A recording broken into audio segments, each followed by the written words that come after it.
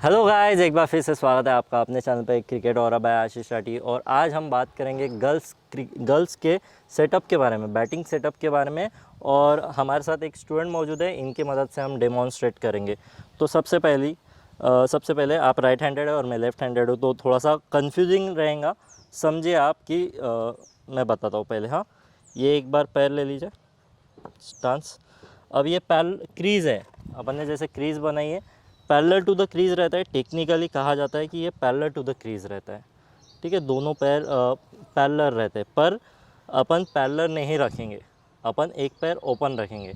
और हर चीज़ जो मैं आपको बता रहा हूँ उसका पूछे कि क्यों, हमेशा रीज़न पूछे ताकि आपको वो समझे। जब आप समझ के करेंगे तो रिपीटिबिलिटी आएंगी, तो बार बार आपको वो सही तरीके से करने में आसानी होंगी। कोई भी चीज़ का, जैसे कि मैं जो भी मेरे दर्शक देखते हैं कंटिन्यूसली, तो मैं हमेशा कहता हूँ कि पर्पस जानिए अपने गेम के लेकर, लाइफ को लेकर, कि क्यों पूछते रहिए, सवाल कीजिए, राइट क्वेश्चंस कीजिए। तो अब स्टार्ट करते हैं। सबसे पहले आप एक पैर क्रीज़ के अंदर रखेंगे, एक पैर क्रीज़ के बाहर रखेंगे। आपका गार्ड मिडल गार्ड रहेगा। ये जैसे अपन ने लाइन क्रिएट की, थोड़ी सी धुंधली हो गई है, पर आपको अंदाजे से रखना है। ये मिडल गार्ड पे रखना है, पीछे का पैर, और ये भी थोड़ा सा ये लेग स्टम्प के गार्ड पर, और ये आगे वाला पैर ओपन रखना है। अब रखिए पहले, सबसे पहले। और एक पैर क्रीज़ के अंदर और एक पैर क्रीज़ के बाहर। ज़्यादा क्रीज़ के अंदर नहीं रखना है, थोड़ा सा आगे सरका सकते हैं आप। हाँ, ठीक है। अब आ जाइए यहाँ, थोड़ा सा इधर लेके आइए। एकदम भी बहुत ज़्यादा ओपन नहीं रखना है। ठीक है। अब ये रखने के बाद में ये बॉल्स ऑफ द फीट्स पे आना है आपको। ये देखिए कि आप इजीली बैलेंस है क्या इसमें? यस। कंफर्टेबल है? यस। ठीक है। अब ये पैर थोड़ा सा आपका ना टो ये डायरेक्शन में हो गया, तो एकदम पैरेलल टू द क्रीज चाहिए लेफ्ट पैर। ओके। ठीक है, ये हो गया। अब इन दोनों पैरों के बीच का डिस्टेंस कितना चाहिए? आपके जो शोल्डर लेवल है उतना डिस्टेंस चाहिए। ओके। ठीक है, ना ज़्यादा ना बड़ा। ठीक है, आपने पूछा नहीं क्यों, क्या रीज़न है, इसका रीज़न क्या है, सब रीज़न पूछे। आपको पता है, मैं नहीं पूछूँ सर। आपसे? तो फिर पूछिए क्यों हम लोग किस बारे में, क्या एग्जैक्ट, जब मैं जो पढ़ा रहा हूँ वो पूछे कि क्यों। अब समझ लो, मैंने आपको पैरेलल टू द क्रीज रखने बोला ये, और ये ओपन रखने बोला। उसका रीज़न क्या है? स्पेस ज़्यादा मिलता है हम लोगों को।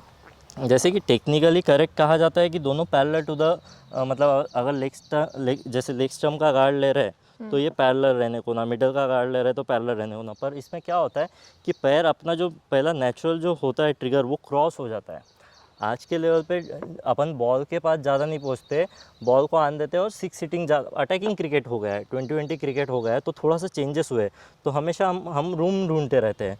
तो जब आपका पैर, जैसे आप पैर थोड़ा सा क्लोज कर दीजिए सबसे पहली बात, तो जो आपका पैर है अगर हल्का सा ओपन रहा तो आपका जो पैर निकलेगा आगे वाला थोड़ा सा ओपन ही निकलेगा।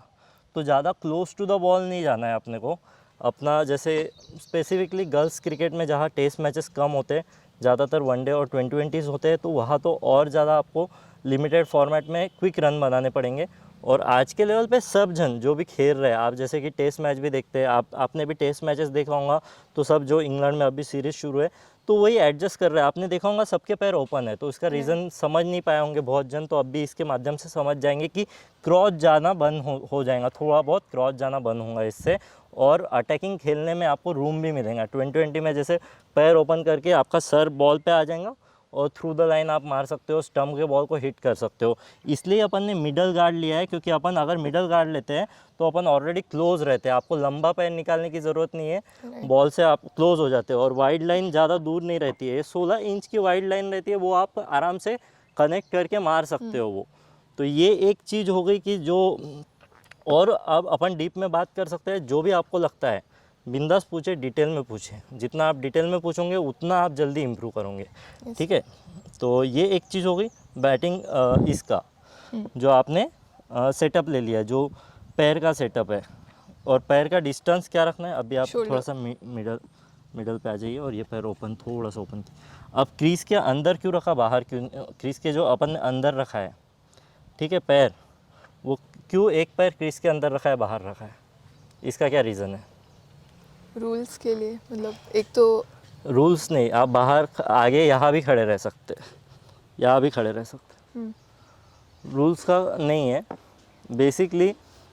अगर आप स्पिनर को खेल रहे हैं तो आपको स्टंपिंग का चांस जो रहता है, अब फास्ट बॉलर को जनरली हम जो मेल क्रिकेट रहते हैं, मेल क्रिकेट में क्या होता है, हम क्रीज से बाहर भी खड़े रहते हैं। बहुत बार आपने विराट कोहली को देखा होगा, वो क्रीज से बाहर खड़ा रहता है। पर जनरली गर्ल्स क्रिकेट में जहाँ फास्ट बॉलर 140 नहीं डालते हैं, फास्ट बॉलर्स वो क्या रहते हैं, जो कीपर रहता है वो क्लोज टू द स्टंप रहता है। तो अगर आप बाहर खड़े रहे तो आपको स्टंप अगर मिस हुआ तो स्टंपिंग का चांस है। तो ये थोड़ा सा आपको गर्ल्स और बॉयज़ में थोड़ा सा डिफ्रेंशिएशन रहेगा, उसके हिसाब से एडजस्ट करना है। इसलिए आपको मैंने बोला कि अंदर खड़े रहिए। जनरली बॉयज़ को मैं बाहर भी खड़े रहने को बोल सकता हूँ, वो बाहर भी खड़े रहते, चेंजेस करते हैं, पर आप बाहर खड़े रहने के चांसेस कम होते हैं। हाँ, अगर आप ओपनर है और पीछे है कीपर, पर मेजॉरिटी ऑफ टाइम आप देखते होंगे जो भी गर्ल्स क्रिकेट देखते हैं तो मेजॉरिटी ऑफ टाइम कीपर ऊपर रहता है। तो ये भी चीज़ का ध्यान रखिए कि कीपर अगर पीछे तो आप थोड़ा सा आगे जा सकते हैं, क्रीज के बाहर जा सकते हैं, आपके पास टाइम है, कीपर तक स्टंपिंग नहीं कर पाएगा। तो वो है, ठीक है। ये एक चीज़ हो गई। आगे वाला पैर का क्लियर हो गया। अब ये पैर कहाँ रखना है, डिस्टेंस बड़ा भी रख सकते हैं, छोटा भी रख सकते हैं, कम ये भी रख सकते हैं। अलग अलग लोग अलग अलग डिस्टेंस रखते हैं, उसका भी मैंने डिटेल में वीडियो बनाया। पर आपके लिए जैसे जो बेसिक है, अपन आज बेसिक सेटअप के बारे में बात कर रहे हैं, तो शोल्डर लाइन रहना चाहिए। ये शोल्डर लाइन ज़्यादा लंबा नहीं, इससे ज़्यादा बैलेंस होगा, इससे बैलेंस कम होगा पर मूवमेंट ज़्यादा होंगे। तो इसमें बैलेंस और मूवमेंट दोनों का इक्वल बैलेंस रहेगा। तो इसके लिए ये अपन ने शोल्डर लाइन में रखा है। ये शोल्डर लाइन में रखना है। अब नी से हल्का सा झुकना है, हल्का सा। अब क्या होता है, बहुत बार जो मैंने देखा है अपने ग्राउंड पे भी लड़कियां आती है, तो जैसे कि हमारी एकेडमी है, आपको भी जुड़ना है तो आ जाइए।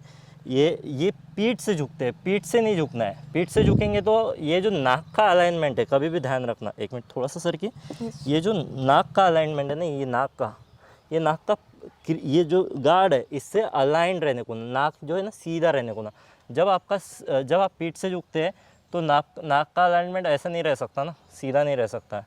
तो क्या होता है, आड़ा हो जाता है। तो आपको ऑफ स्टम्प, मिडल स्टम्प जज करने में मुश्किल होती है। तो ये सारी चीज़, ये इसके लिए अपने को क्या रहना है, ये हल्का सा नी से ये करना है, और ये इससे नहीं झुकना है। ये भी ध्यान रखिए। और इसके कई कारण हैं, मैं डिटेल में आप स्पेसिफिकली वीडियो बनाऊंगा इसके बारे में।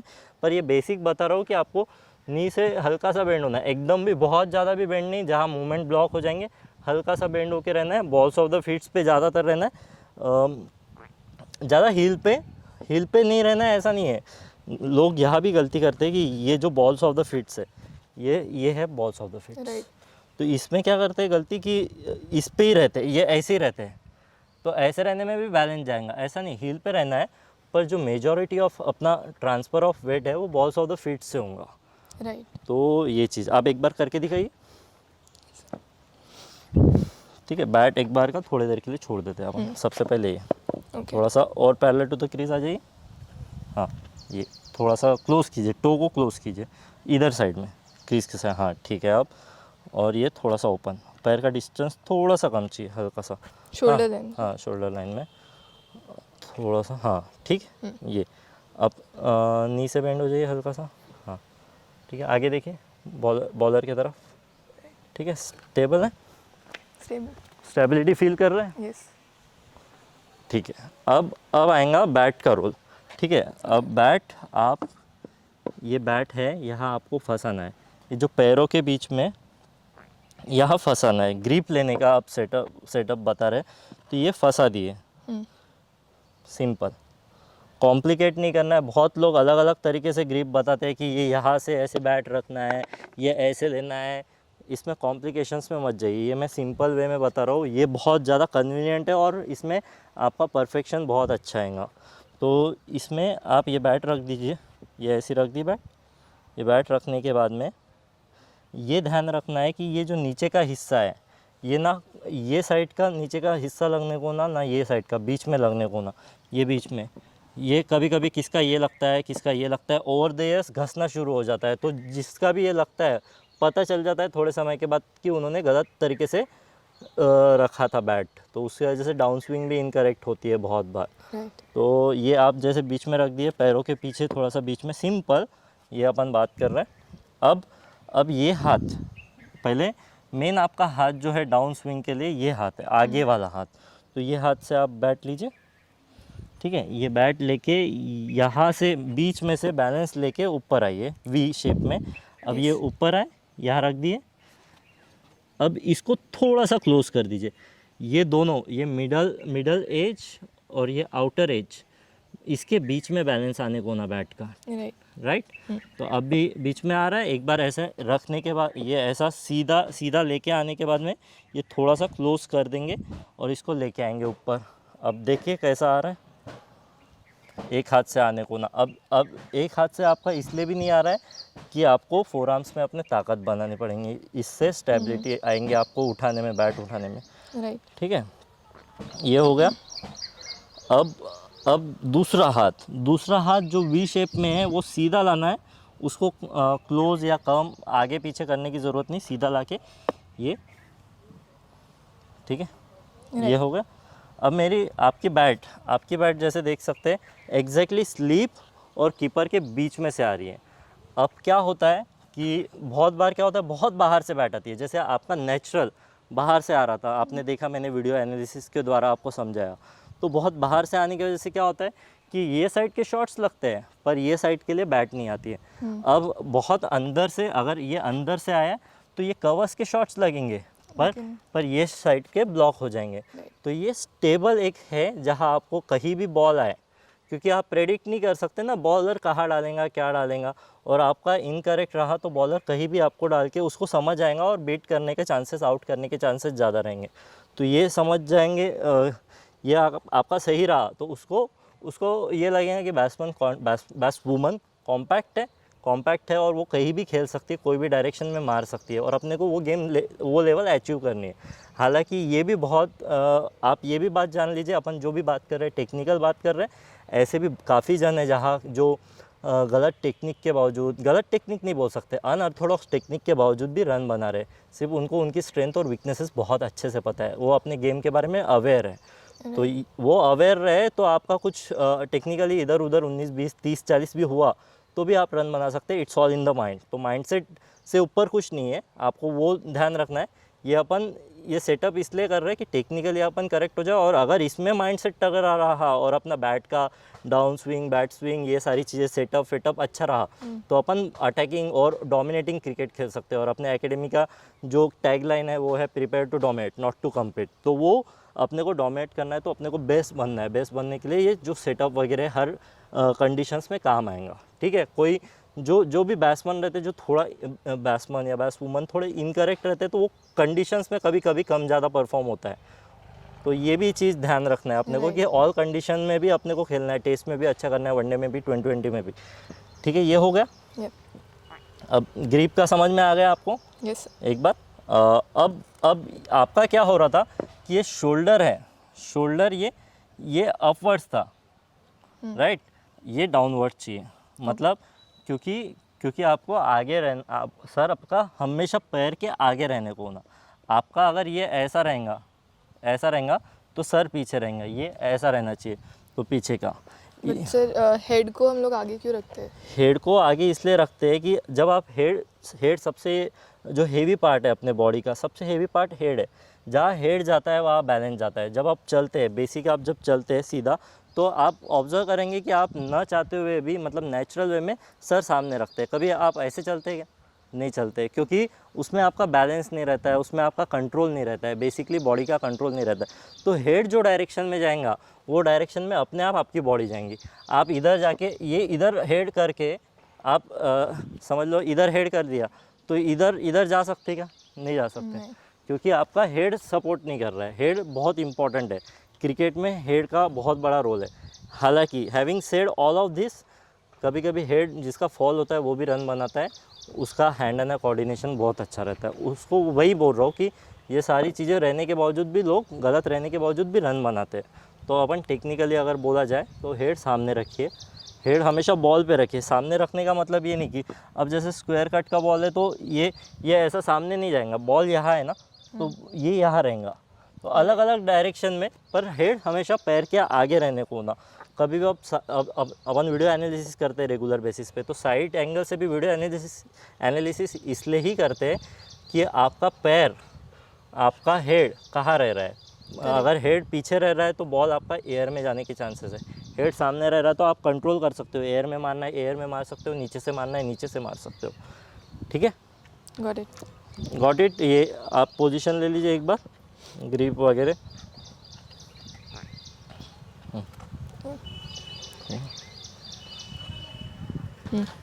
ठीक है, ले लीजिए, नी से हल्के से बेंड हो जाइए, सामने देखिए। अब आपने गलती क्या की कि बैट को बहुत अंदर क्लोज कर दिया, बैट को यहाँ रखना है, तो ये बैट ना थोड़ी सी बाहर चली गई क्योंकि आपने बहुत ज़्यादा क्लोज कर क्लोज लिया। किया हाँ, था, right। ये अभी भी थोड़ा सा क्लोज है, अभी भी बैट थोड़ी सी बाहर से, ये यहाँ रहने को ना आपने, जो अपनी थाइज है ये यहाँ आपका क्लोज हो गया, एकदम ही क्लोज हो गया। हाँ, ये ठीक है बेटर। अब आप उठाएंगे तो देखेंगे कि अपने आप बैट एकदम इधर नहीं जा रही है, तो ये यहाँ रहने को ना, आप भी जैसे सही है ना, ये जो है पोजीशन यहाँ रहने को ना, और ये थोड़ी सी ग्रिप को आपको थोड़ा ये और मोड़ना पड़ेगा। इन दोनों में डिस्टेंस कितना रखना है, ये भी बहुत इंपॉर्टेंट एस्पेक्ट है। डिस्टेंस आपको कम रखना है और बीच में रखना है, पर अगर आपके हिसाब से बैट भारी हो रही है तो आपको थोड़ा नीचे रख सकते हैं। लड़कियों के हिसाब से कभी कभी बैट भारी हो जाती है तो वो नीचे रखते हैं, ऊपर थोड़ा ज़्यादा रखते हैं, कंट्रोल आता है इससे, राइट। ठीक है। ये आ गया आपका सेटअप, एक बार आगे से दिखाइए। Better, much better. And try and visualise कि यहाँ से बॉल रिलीज़ हो रहा है, ठीक है। सर देखिए, हाँ। अब ये ध्यान रखिए कि ये जो आगे वाला आपका एल्बो है, ये एल्बो ये मिड ऑन के डायरेक्शन में रहने को ना, जो पोल दिख रहा है ना वो डायरेक्शन में रहने को ना, ये एकदम ओपन भी नहीं होने को ना। ओपन हो गया तो देखिए आप बैट बाहर चलेगी, और ये हो गया तो बैट क्लोज चलेगी, और यहाँ से आप देखेंगे तो आपका ये साइड है ये ब्लॉक हो जाएगा अगर हाथ ये ऐसा रहा तो, समझ रहे हैं ये, क्योंकि ये एल्बो आपका, तो वो फ्लिक का बॉल ब्लॉक हो जाएंगे, तो आप पैड पे खाने के चांसेस है। ये एक चीज़ का ध्यान रखिए, ये झुका के रखिए आपका। अब गलती ये भी होती है, आपको जैसे मैंने पोस्चर करेक्शन के बारे में बताया, जब अपन कंस्ट्रेंट करते हैं, ये कंस्ट्रेंट करते हैं ना ये तो इसमें धीरे धीरे ट्रेपेजियस मसल शॉर्ट होती है, कॉन्ट्रैक्ट हो जाती है, और उसकी वजह से प्रेशर बिल्ड होता है, तो स्कैपुला वीक हो जाता है, धीरे धीरे नेक पेन होता है, स्कैपुला में पेन होता है। जैसे मैंने विंगिंग ऑफ स्कैपुला भी आपको बताया था उसके रिगार्डिंग। तो ये कभी कभी अपना पोस्चर इनकरेक्ट रहने की वजह से बैटिंग में भी दिखता है, और बैटिंग का जो पोस्चर है वो इनकरेक्ट रहने की वजह से अपने घर पे भी जो भी अपन एक्टिविटी करते हैं या कंप्यूटर वर्क करते हैं उसमें भी दिखता है, और पेन होता है आपको। जैसे ये रियलाइज़ हुआ होगा कि ये थोड़ा सा नेक में पेन हो रहा है या कभी, तो ये चीज़ अवॉइड हो सकती है अगर आप ये पोस्चर करेक्ट रखेंगे, ज़्यादा कॉन्ट्रैक्ट नहीं करेंगे उसको। तो नाइस एंड ईजी रखना है। ये क्या होता है कि अपन जब खेलते हैं तो बहुत स्टीफ करके रखते हैं, एकदम स्टीफ करके रखते हैं, एकदम स्टीफ करके नहीं रखते। नाइस एंड ईजी, क्योंकि बैटिंग पीठ का झुकने का ये एक और चीज़ है कि आपको बैटिंग लंबे समय तक करनी है। अगर आपको 100 बनाने हैं तो आपको 3-4 घंटे 5 घंटे बैटिंग लंबी समय तक करनी है, तब जाके आपके 100 बनेंगे, तब जाके आप टीम को जिता पाओगे।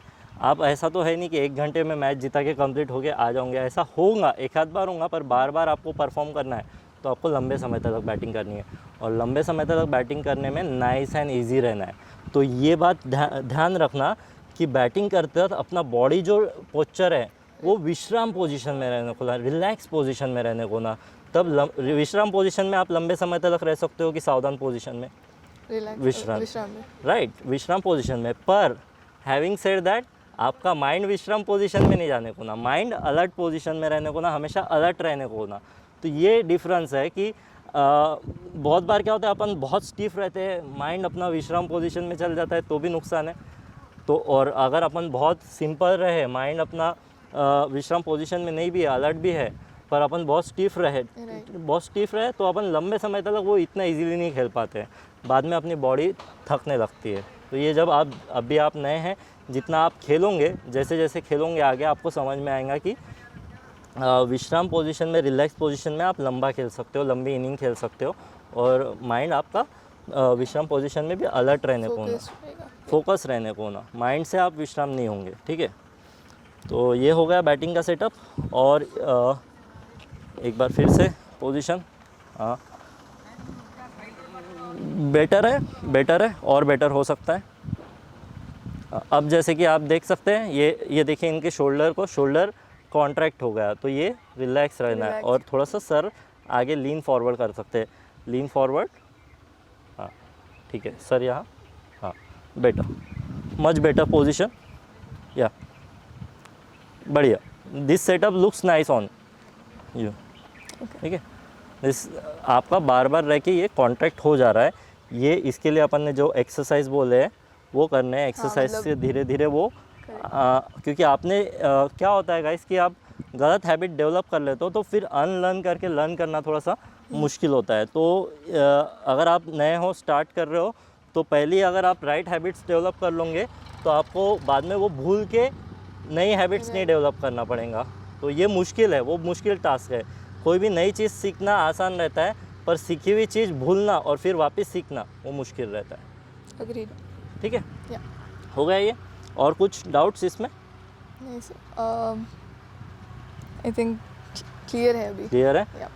कोई एक ये था कि हम लोग मतलब कीपर और जो स्लिप स्लिप पोजीशन है वहाँ उसके बीच में ही क्यों हमेशा बैट रहते बैट हैं, रहता है? वही मैंने जैसे कहा कि अगर कीपर के यहाँ से बैट रहेंगी, देखिए आप एक बार आ जाइए पोजीशन में, कीपर की तरफ बैट कीजिए, हाँ ठीक है। आप जब बैट नीचे लाते हैं तो ये यहाँ आपका पैड आता है, ये पैड से आप ब्लॉक हो सकते हो, राइट, ठीक है। अगर मैंने कीपर हाँ कीपर के यहाँ से आई तो अगर, और ये डाउन स्विंग भी आपका इनकरेक्ट हो जाता है। जो डाउन स्विंग आपका सिर्फ सीधा अच्छा लगेगा और ये साइड में अच्छा लगेगा क्योंकि सीधा बैट आ रहा है, पर वही शॉट आपको फ्लिक मारना है ये साइड में, तो आप मिस होने के चांसेस है।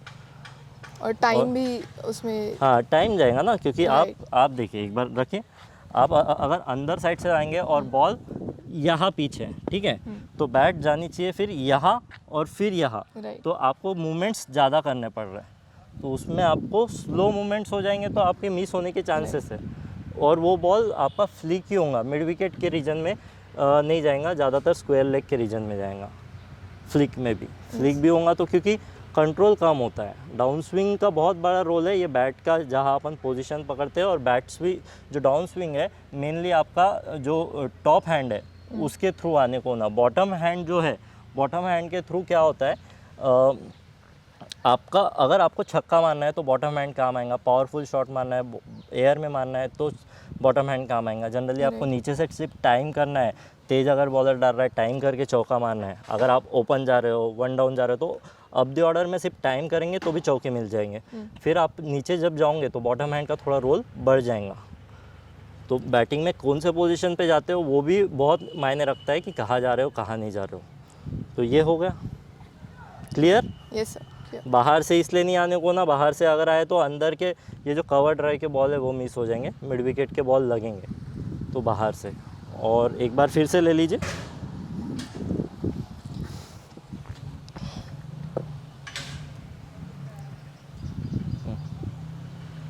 बैट। अब जो आपने बैट है ना बहुत अंदर दबा के रखी, थोड़ी सी उसको, हाँ यहाँ रखी, यहाँ, हाँ ठीक है। थोड़ा सा ये इधर जा सकते, नहीं ग्रिप सही थी आपकी, थोड़ा सा ये ऐसा, हाँ ओपन नहीं रखना है ज़्यादा, नहीं रहे, ओपन ही होती है, हल्की सी ओपन ही होती है ये, ज़्यादा नहीं, मतलब हल्की सी ओपन हाँ। रखना है। ये आपका अब भी जो है ये परफेक्ट सेटअप है। राइट, ये जो आप ध्यान रख लीजिए कि अपन ने कहाँ रखा है, और ये फील कीजिए सबसे इम्पोर्टेंट। अब देखिए आपका ये शोल्डर ऊपर हो गया है, ऊपर हो गया है, ये नीचे चाहिए, हाँ ठीक है, सर आगे चाहिए। ये फील करके करेंगे तो आप रिपीटेबिलिटी कर सकते हैं, क्योंकि थेरी नहीं है, थेरोटिकल नहीं है, आपको प्रैक्टिकल में करना है। और प्रैक्टिकल में आप जब तक फील करोगे कि ये हो रहा है वो हो रहा है तो आपकी मिस्टेक्स आपको जल्दी पता चलेंगे। इतना सब करने के बावजूद, इस पर अगर आप साल भर भी वर्क करने के बावजूद भी, इंटरनेशनल 5, 6, 10 साल के बाद भी प्लेयर्स वापस बैक टू बेसिक्स आते हैं, उनकी वो गलती वापस होती है। तो ऐसा नहीं है कि ये आपका हो गया तो आप वो हमेशा परमानेंट हो गया।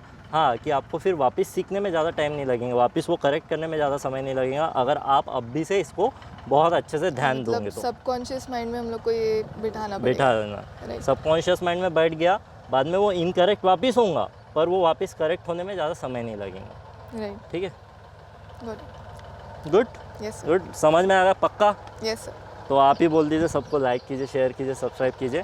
और गर्ल्स क्रिकेट को आप भी प्रमोट करना चाहती है, मैं भी चाहता हूँ कि गर्ल्स और आए अपने गर्ल्स।